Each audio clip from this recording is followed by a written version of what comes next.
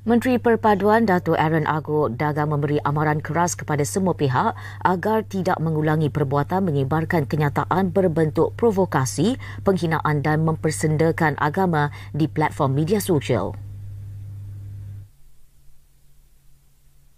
Datuk Aaron memohon PDRM dan Suruhanjaya Komunikasi dan Multimedia Malaysia mengambil tindakan sewajarnya terhadap individu terlibat dalam penyebaran kandungan tidak bertanggungjawab ini. Kementeriannya akan terus melaksanakan kempen Cakap Baik-Baik serta menerapkan prinsip integrasi nasional faham, hormat dan terima melalui pelbagai program bagi mendidik rakyat Malaysia supaya menghormati agama dan budaya penganut lain. Beliau juga mengingatkan rakyat yang terlibat menyebarkan kenyataan provokasi dan penghinaan terhadap agama lain supaya memikirkan kesan buruk terhadap keharmonian masyarakat di negara ini.